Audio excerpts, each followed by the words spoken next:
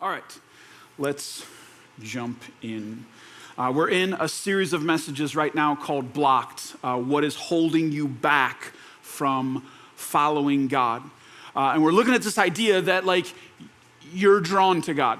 At least, no matter who you are, there's a part of you that's drawn to God, but there are things that can come in and kind of stop you, block you, hold you back, trip you up from fully engaging in your faith. So we're taking a week and just looking at the different things that block us. And today we've got kind of a tough one. This one is I want to follow God, but I have big questions. I want to follow God, but I have big questions. So thing holding you back is just some stuff you don't understand. You look at the world and you think some of this doesn't make sense. You look at maybe the Bible and you think some of this doesn't make sense. You look at Ohio weather, you think some of this, it's just there's stuff that's probably not holding you back from God. It's holding you back from enjoying your life. But big questions blocking you. And this happens all the time in life, that we're making progress in something and then something outside of us comes in and blocks us. So say you go on a first date and he's cute and he has a job. He doesn't look like a serial killer, he's checking some boxes for you. But then on the first date, the whole time he talks about his ex. So you've got big questions, right? And that stops you. You were ready to maybe move forward, and now you're not sure. And the big question's the thing that has you blocked. The other week, we went and looked at a car for my 16-year-old daughter. And I don't know much about cars. I'm like, this car looks good.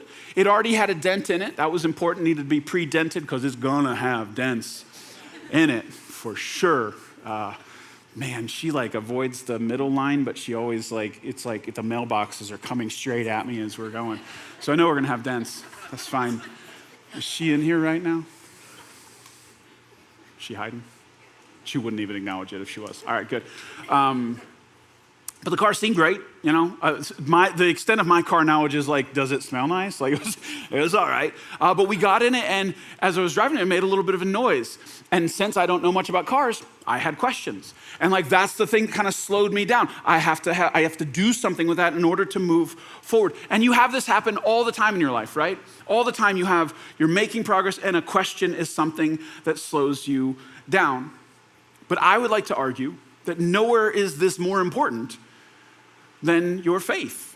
That if you have questions that are stopping you or slowing you down, this needs dealt with. You can't put that on pause. You have to do something with those questions. Now, here's my problem today. Everyone in this room right now has a different question or set of questions that might be holding you back in your faith, right? I could go around the room and say, all right, what's your question? And it would range from big stuff to little stuff, but I bet the number of questions just here right now is probably in the hundreds. And there's some classic ones, maybe ones that a lot of people ask, how could a good God allow so much suffering in the world? How can I trust the Bible? What do I do with science? What's up with all the other religions? A lot of big ones. And I could do just a message series on those questions, or really some of those questions by themselves require an entire series because they're so big. But that's not what we're doing. And I'm like, well, you decided to do this, Adam. You created your own problem. So how about this instead? What if instead of trying to answer every question, what if we talked about a way to approach any question? Instead of trying to catch each fish, how about we talk about how to catch any fish? Does that make sense? So whatever question you have, what I want to do today is I kind of want to put some guardrails around how to pursue an answer to those questions. Some things that you want to kind of keep in mind, some things maybe you want to avoid to pursue the answer to these questions. So 3 guardrails as you're asking big questions that maybe have you a little tripped up. So first guardrail, I heard this leadership thing a while back. I was in this cohort. This guy was saying a bunch of good stuff, and I wrote this down, and I've been reflecting on it for a while. It was really good, but it was also a little convicting. So what he said was, as a leader, we need to know the difference between being asked a question and being questioned. Ooh, that's good, isn't it? Now, for some of you literal people, you're like, that's the same thing. It's not. They're different. So here's the difference. If you're like, I don't understand it, here's the difference. Being asked a question, that's about clarity and understanding. Being questioned, that's about like my character or my intelligence. You follow?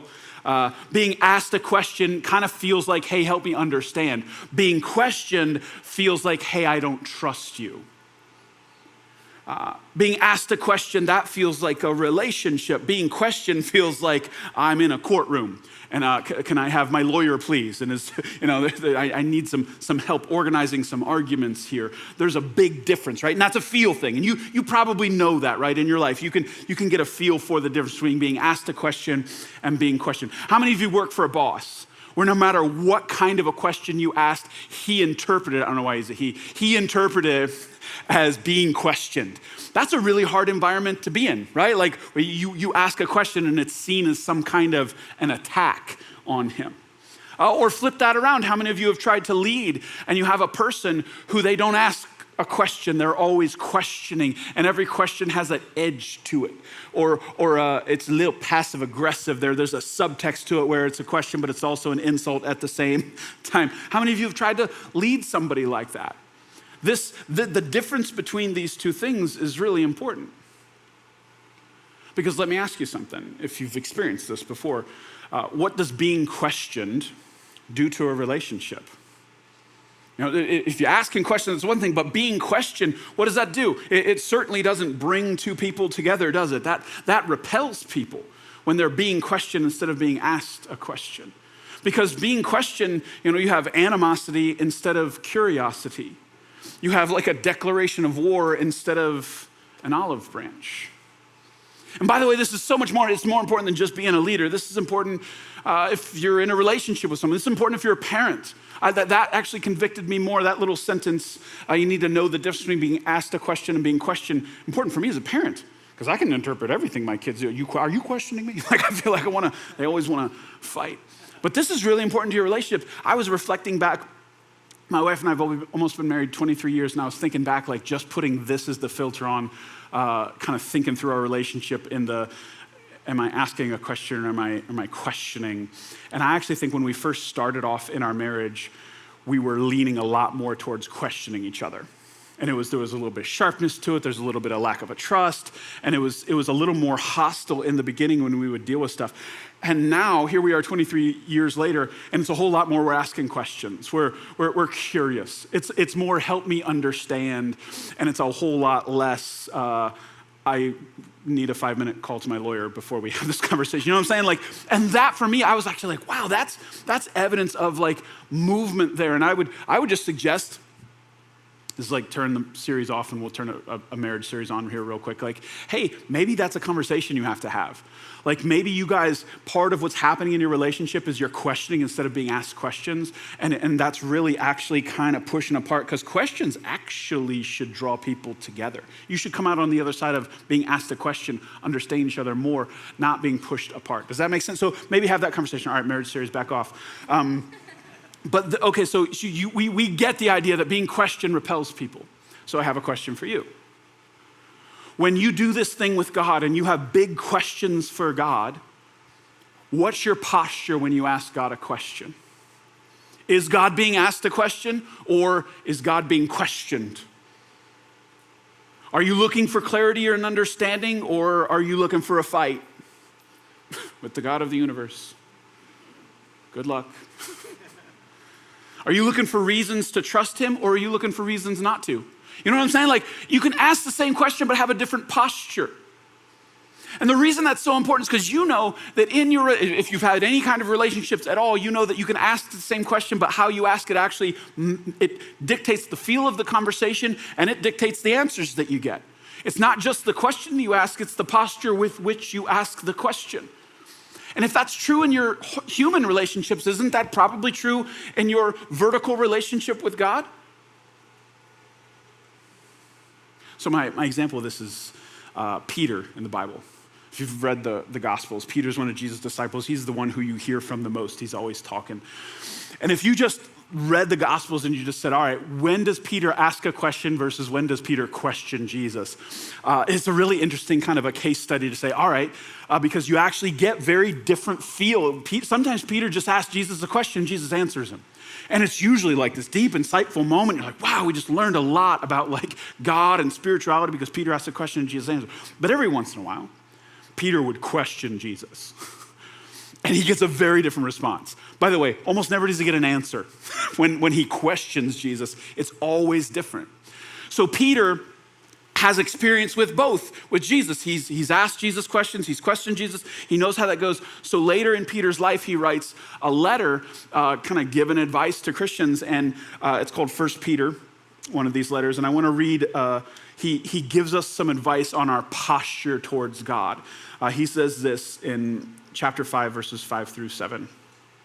God opposes the proud, but gives grace to the humble. So humble yourselves under the mighty power of God, and at the right time, he will lift you up in honor. Give all your worries and cares to God, for he cares about you. So Peter here, in his advice to you on how to approach God, he's like, hey, here's the right angle, humble. Come at God humble. And Peter's like, I've got experience. You can try it the other way. And Peter's like, I did. I tried both ways, but this is the way that you get the thing that you're really after if you approach God humbly. So yes, bring your questions to God, but check your heart. Make sure you come with the right attitude. You're talking to the creator of the universe here. He's not on trial. You're curious. Yes, you want to know some things, but watch the edge. Watch the edge. There's this, one of my favorite scenes in The Office. If you didn't ever watch The Office, you're not a millennial, so you're not cool. It's the one where Michael Scott does the golden ticket thing. So he has these 5 golden tickets that he puts in shipments, and they give discounts to their customers. So he gets excited and he dresses up like Willy Wonka. It's a silly thing. And they find out that one of the tickets went to one of their biggest clients. So it's like a huge discount. He's a little nervous, like, oh, that's a kind of a big hit. And then he finds out that all 5 went to the same customer. So they're getting this huge discount. And he's freaking out a little bit. So he goes down to the warehouse where everything gets shipped. And the guy in charge of the warehouse named Daryl, he's this big dude. And Michael walks up to him and he goes, hey, you idiot. And Daryl sits there without blinking, and he goes, start over. I love that. It's so good. By the way, Michael then goes, excuse me, sir. Same conversation, different feel. But the reason I love Daryl in that is because Daryl didn't get up. Daryl didn't raise anything. He didn't scream. He just said, start over. And there's something to that, by the way. I wonder if that's the part of the reason I like the scene is because I feel like, man, that's such a God thing. That would be God. You come at God all riled up and God's just like, hey, start over, start over. And maybe that's something you need to consider if you've been bringing God questions, but you've been bringing them with the right, the wrong kind of attitude, the wrong kind of posture. Maybe just what you need to do is just start over. Come at the same question from a different angle. Because Peter said, hey, look, God opposes the proud. You get a different answer. Same question, different answer, but if you're humble, you're getting grace. And look, give your worries and cares to God, for he cares for you. It's a different feel, different conversation, different outcome. Now here's my asterisk. Disclaimer down at the bottom, fine print. If your questions come from a place of hurt, maybe you've had something happen recently and you've got questions about it. Or even anger. Hey, this just happened and you're asking God some pretty pointed questions about those things and you've got a lot of emotion with it. I just want to say that in that case, God wants your authenticity. You bring your tears to him. You bring your anger to him. If it's in that place where this just happened and I don't get it, you bring that to God, because I actually think God loves it when we're that level of real with him. I'm not proposing that if you've got a big emotional question for you to bottle it up and be like, excuse me, sir. I'm not saying that. Bring that emotion, bring it all to him. Be real. What I am saying is the person who's cool, that cold kind of intellectualism where you're coming to God and I have some advice on how you should run the universe, sir. That. That's the that's the thing we're after here. I'm ugh. I really be careful with that. I'd be careful with the attitude like God's got you to answer to you for something. If you're in the emotional place, bring it all to him. Spill it out, puke it out in the throne room. The angels will clean it up, you'll be fine. Like you do that. Be as real as possible. But if you're coming over here with this cold, intellectual stuff, what's your posture? What's your heart? How you approach matters. Grace to the humble, he opposes the proud. Same question, different outcomes. So, your first guardrail if you're bringing questions to God is watch your approach. Watch your approach. That's huge. How you ask, the attitude you have approaching, that matters. Opposes the proud, give grace to the humble. Second guardrail, watch your assumptions. Watch your assumptions. Because you know in your life, like your assumptions drastically affect what you find, right? Like your expectations going into something are gonna drastically affect your experience in the thing. You have this happen all the time. I have discussions with my wife, fights, where like if the weekend, all of a sudden, if I get to the weekend or the weekend's busy and I didn't know it was gonna be busy, I didn't expect it to be busy, I am a very different person because of my expectations of the weekend, where if you tell me like 7 days ahead of time, hey, the weekend's gonna be terrible, I'm like ready for it and I'm okay. So my expectations going in are very important. Does any introvert agree? I need to know ahead of time that this is gonna happen. So your expectations matter. And like when it comes to your questions, if you have big questions about God and about faith, those assumptions you're bringing in to the questions will drastically affect the answers you get, right? If you bring an assumption in, ask the question, your assumption actually dictated a lot of the answer that you're gonna come up with. So I have a couple of specific assumptions I wanna show you here. One is found in James chapter 1, verse 5. He says, if you need wisdom, ask our generous God and he will give it to you. He will not rebuke you for asking. So the first assumption I just really want to just imprint onto you is that God actually likes questions. God likes questions. And this might be different than what you assumed about him, but that's because of you. And so I do this as a parent. Who can resonate with the idea that you could just get asked way too many questions? The amount of questions, I have 4 kids, the amount of questions I get asked, it should be illegal. It should be like a war crime. It is the amount, I just get to the point, I think I've joked about this before, there will be days where it's like in the afternoon, we're like hitting it early, and I'm getting asked, and I will respond with, I'm sorry, your dad has hit his question limit for the day. Come back tomorrow, thank you. And like, I can't handle it. And my problem is that I think that God's like me. And when I have a question, I don't ask it because I think he doesn't want to hear it. And what I'm worried about is that some of us in this room, you have big questions and you're just holding them. You're not asking them, you have them and you're sitting on them, but you're not asking because you have this assumption God doesn't want to be asked. God doesn't want to be bothered. God's like, leave me alone, and that's just not true. So you're holding them when you should be asking them. You're keeping yourself back when you should be approaching the throne, and you should be asking him. You got to bring those questions. He wants to be asked. He's not going to, sorry, God has been asked too many questions. He's not going to do that to you like me. He's a better father than I am. But I think he likes curiosity. He likes those questions. Now I want to show you another verse about assumptions, and I have to explain it because when I first read it, it might sound funny. But I'll explain it. It's Proverbs 25:2. It is God's privilege to conceal things and the king's privilege to discover them. Now, at first, when you read that, you're like, what? Is this like some kind of cosmic game of hide and seek? And God's like hiding stuff. It sounds almost malicious. That's not what's going on here. Other translations say it is the glory of God to conceal something and the glory of a king to discover them. And the idea is not that God's playing games with you. What it means is there's a kind of glory in God's depth and transcendence and wisdom that is beyond instant grasp. You're not going to be able to grab a hold of some infinite concept. It's going to take discovery. And there's a glory in humans discovering things. So this verse is supposed to speak to the depth of God and how we kind of come in on the surface and we just expect an answer immediately. And this verse is like, hold up, no. There's way more to God than you think. There's way more to his ways and his reasons than you just think you see on the surface.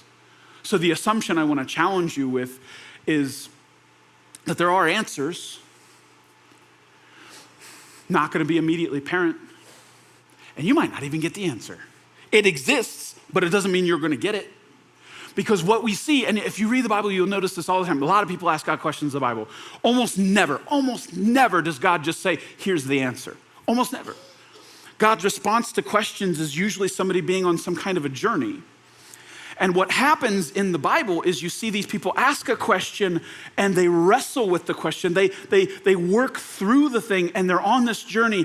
And while they're on the journey, before they even get to the answer, something has changed in their heart. Something has changed about them. Their mind has been changed. Their heart has been changed. Their life has been changed. And by the time that happens, they don't even necessarily care if they have the answer anymore. And that's what I want to challenge you on. Some of these questions, it's not question, please, answer, please. Question, answer, please. It's going to be question, process. Question, I'm going to go through something. Question, I'm going to wrestle and journey and grow. And you'll find, I bet, if you stay engaged, you stay with your faith, that you'll change. And that maybe you'll get to a point where you're like, I don't even necessarily need an answer, because God has done so much in the process of discovery that it's not necessary anymore. Because there's a mystery to God, right? There's mysteries in the universe, and humans are supposed to seek it out.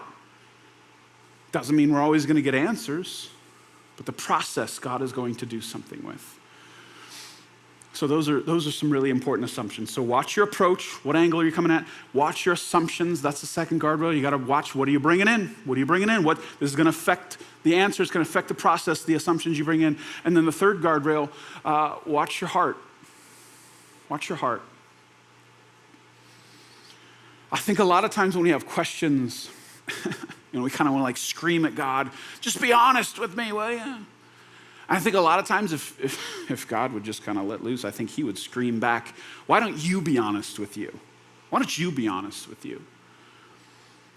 Because what I believe is a lot of times when we ask a question on the surface, the question is actually detached from the real thing going on in your heart.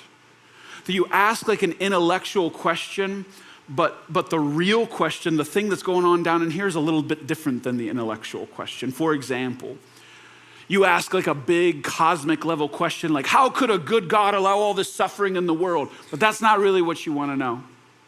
The real question is, why is God allowing this suffering in my life? It's personal. It's not some out there thing. It's right here, right now. And you're hurting here.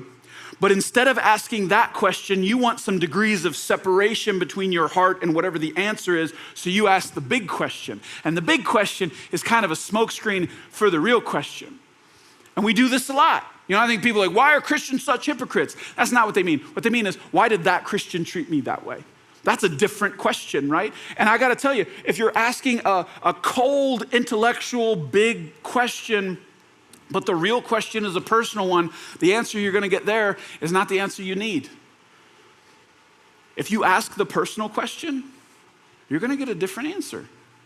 And I think that a lot of times we don't even know ourselves well enough to know that we're doing it. That we make it some big thing because maybe we haven't really dug into our own hearts to admit that it's a deeper question. And maybe there's reason for me, you're like, I don't want to. I'd rather keep whatever that is buried way down in here somewhere. I don't want to deal with that. I get it. But again, if you ask the wrong question, you're not going to get the right answer. It doesn't go together. So you need to be real with yourself. You need to be real with yourself. Now, speaking of that, I want to press on something here. This is risky. Hopefully I can get it right. I have 4 kids. 2 of them are older. I got 2 teenagers and 2 who are like squarely in like the kid stage. All of them have done this to me over the years, but the teenagers don't do it as much now. Mainly the younger 2, this still happens. So you probably can resonate with this. I will tell them to do something, and they won't do it. Anybody? No? Wild experiences as a parent. It's like, what? That's not it though. So that happens all the time. So now, I don't know about you. So you're not allowed to judge me in my parenting. I just said it, so it's real. I'll say it one time. Like, for example, like my daughter, in the morning. So I'm like in charge of the morning routine. Like, hey, get your lunch and put it in your lunchbox. And then I got other stuff to do. So I'll say it and I'll go do stuff and then I'll come back. Hey, did you get your lunch in your lunchbox? No. So then, for me as a parent, get your lunch and put it in the, does anybody have like a stair step of volume that kind of happens and it ends in tears usually? Like I said it nice the first time, but that's the kind of, so yeah, whatever, you're a better parent than I am. But that's not it either. The thing that they do to me, both the little ones, is I'll tell them to do something and then they don't do it. So I'm a curious guy. I ask, hey, why didn't you do it? And here's the response I'm getting more and more from them. They will say something along the lines of, I didn't understand. Or my favorite one is, here, I'll do an impression. I was confused. Just like that, always staring at the ceiling, whiny. And I'm like, all right. So when I said, turn off the TV, you thought possibly I meant leave it on. You know what I'm saying? Like, I can see how that would be a really confusing thing. Like, what are you talking about? When I said right now, you thought I meant 20 minutes from now. You know what I'm saying? Like, that's crazy. But they do it to me all the time. They will throw up this confused thing. I didn't understand thing. And they say this to me. They're saying they have a question, but the truth that I know is that they just didn't want to listen. They had a question, allegedly, but really that was to kind of distract me. It was a ruse, because in reality, they just wanted to do what they wanted to do. And that's when I'm not a great parent.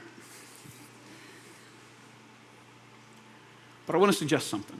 I want to be careful here. I don't know if you're necessarily for sure doing this, but I just want to ask. I want to ask you, and you have to be honest with yourself here, because that's what this part here is about. Is it possible that you're saying that questions are blocking you in your relationship with God? That you're like, hey, I've got questions. I don't understand this. I don't understand that. That you're saying you have questions, but the real truth is, the reason you're not moving forward in your relationship with God is because you know He's going to make some claims on certain parts of your life that you don't want His hands on right now.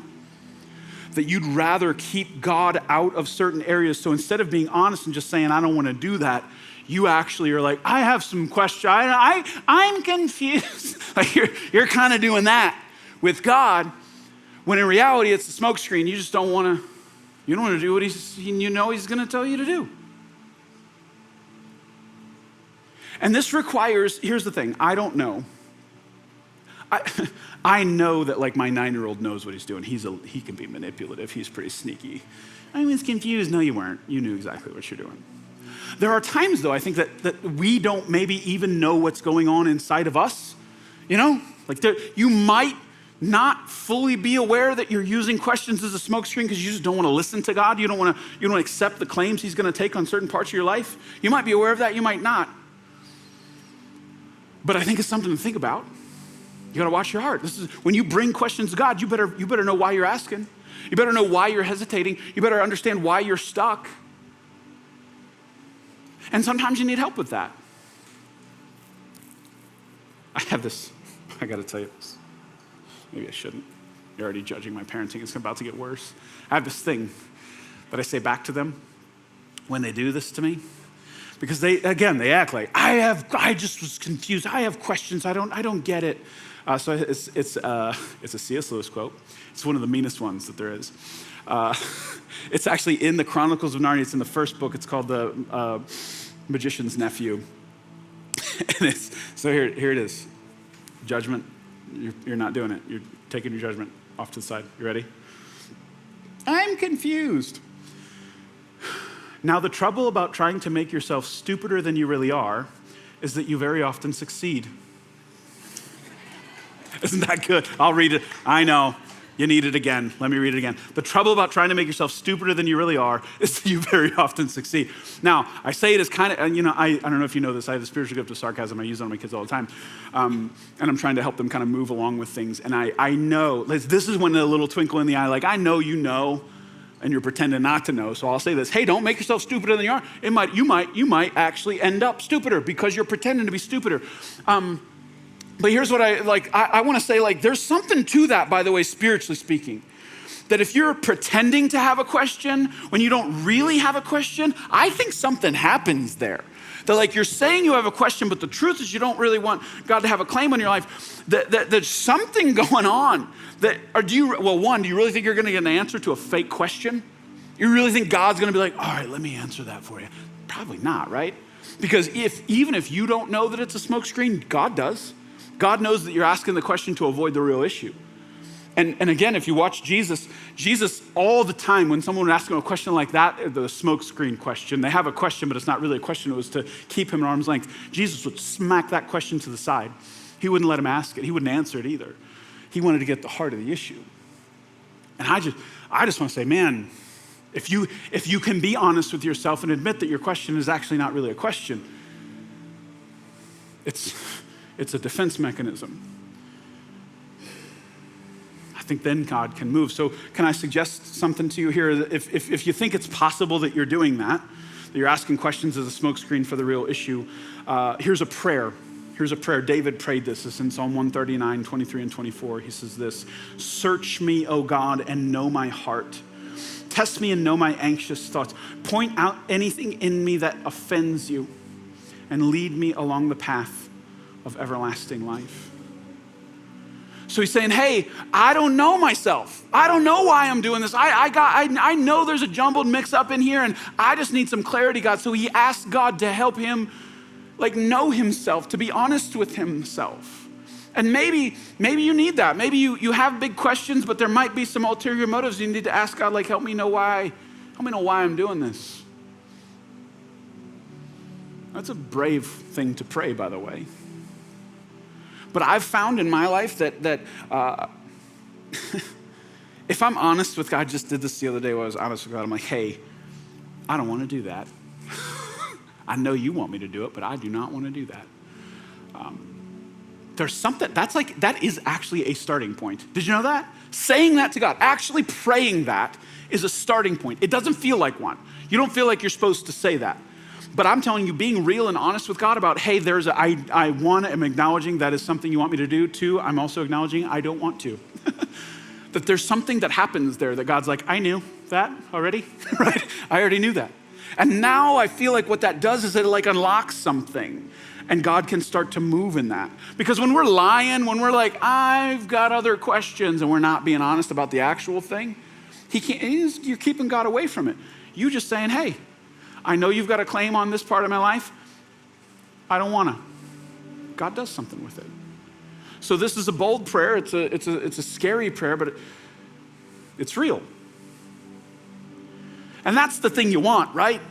If we're talking about being held back in our relationship with God, you want the real relationship. You want the authentic thing to be happening. So, guardrails. Round your questions. Watch your posture, watch your assumption, watch your heart. Ask your questions inside of that. How you're approaching, that's important. The assumptions you bring in, that's important. Your heart, are you even asking the real question? All those, and work through your questions. Now, I want to speak to you if you're not a Christian yet. Maybe you haven't crossed that line of faith. You're here. Maybe you would even call yourself kind of curious about faith, but you haven't taken that leap and decided to become a Christian, to believe, to put your faith in Jesus, however you want to word it. You haven't done that yet. I have a question for you. If it's questions that are blocking you, if you're like, hey, I'm curious, but there's something, I've got some answers I need. Here's my question for you. How many questions need answered before you believe? How many questions need answered before you believe? Now, if you're like me, I know your answer. Your answer is all of them, right? I want all of them answered. And I get it. My brain kind of works that way too. Questions can kind of be like splinters in my mind. I gotta be able to answer all of them. But can I suggest something? If you say, I need all my questions answered before I take the leap of putting my faith in Jesus, I just want to point out, do you realize that's not how anything in your life works at all? You don't do that with anything. Like you have questions about how your digestive system works, right? You don't fully know what all your stomach acid and your intestine, you don't understand. There would be a lot of questions on your digestive system, but you're still eating, right? You're not hesitating. You're like, I'm sorry, I'm gonna have to say no to that. I got some questions about what's going on in here. You don't do that, right? You take that medicine, and you don't know how the medicine works. You take Advil. You don't know that. You're like, I've read the direction. No, you don't know nothing, right? There's a chemical process that you do not understand. There's a ton of questions about how that works. You still take it. It still works. You get on an airplane. You don't know how airplanes work, right? You're like, I do. It's the Bernoulli principle. Shut up. You don't know anything, right? Now, when I get on an airplane, I look at the pilot. Like, does he look like... They all, by the way, now you know you're older. I'm like, he looks 12. How does he have a pilot's license? They're all young. I'm like, just checking. But I don't have all my questions answered. I still get on the plane. And by the way, any relationship, any human relationship, I bet the person if you're in a relationship with the person sitting next to you, you didn't wait to start that relationship until all of your questions were answered, right? You stepped in. You had some of them answered, but you didn't have all of them answered. Matter of fact, I bet you one of the other things you realize is that when you start a human relationship, you have some questions, you get some answers, but the relationship has to start before you can even get some answers, right? The relationship is a prerequisite to some answers sometimes, right? You don't sit down on a first date and be like, so what's your full medical history? Maybe some of you do. That's why you don't have another date. But you understand, you have to have the relationship comes first, the answers actually come second. So if that's true in almost everything that you deal with in your life, why are you putting different rules on God? Why are you saying, God, I'm only gonna start this until every single one of these is answered? Wait a minute, nothing else works that way. And what if there are some of those questions that you actually have to start the relationship to even begin to have an answer? What if that's the case? And you're waiting, and you're going to be waiting a long time because you actually have to say yes to him before you get the answer. So today's the day. I remember talking to somebody once, and I was sometimes I'm persuasive, sometimes I'm like a hammer on a nail. But I was talking to the person about believing in God, and they said something like, well, I've got questions about the dinosaurs. And I was like, all right. And here's what I was imagining. Can you imagine dying and not making it to heaven, and somebody being like, hey, so what was the hang up, man? Why didn't you get to heaven? And you'd be like, well, it was the Triceratops. You know what I'm saying? That's just so stupid on that end. Really, you're gonna let some intellectual problem with something be the little thing that, I just didn't have an answer there. So really, maybe what you need to do is lay it down. Maybe what you need to do is, since you already, I feel like you already have a draw to God, you already know you need a relationship with, you got stuff in your heart, you need healed in here. Say yes. Get the answers along the way. Maybe what you'll come to find out is you'll say yes to him, God will move in your life, and 20 years from now, you'll say the sentence, I used to really need an answer to that. I don't know if I need it anymore. Because so much stuff has changed, and he's moved in my heart and my life, and it's different now. So lay it down. Today's the day. Lay it down. Lean in. Would you stand with me? We're going to sing a song here. And one of the lines in the song is talking about God, you're bigger than I thought you were. And I love this song because it's so faith-filled. It's this idea that whatever you think you see about God, there's so much more to him, that he's infinite. And I just want you, if you're sitting here with questions, to really lean into this and allow this song to minister to your soul. You don't need all the answers. You need to understand that God's bigger than your questions.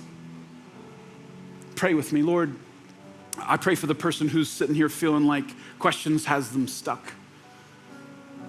I pray that they would bring them to you. Really bring them to you. Knowing that you want to answer.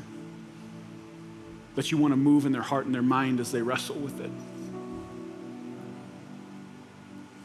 I pray that they would know themselves. Lord, I pray for the person in here who's been asking questions, but really the truth is they've been hesitating on moving forward in their faith because they know what you're going to do. I pray that they would just say yes to you right now and allow you to lay claim on what is yours. Lord, I pray for the person who hasn't crossed that line of faith, Lord, that even right now, that whatever the questions were that were holding them back, that they would just say yes to you right now. That they would start that relationship and have that be the entryway to all the answers. They would lay it down right now and pray a prayer of surrender, giving you their life, giving you their faith, giving you their sin, and accepting your forgiveness. And I pray that this church, Lord, would be a place where questions can be asked.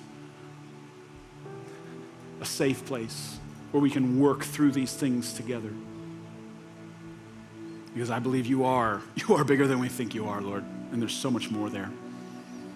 In Jesus' name I pray. Amen.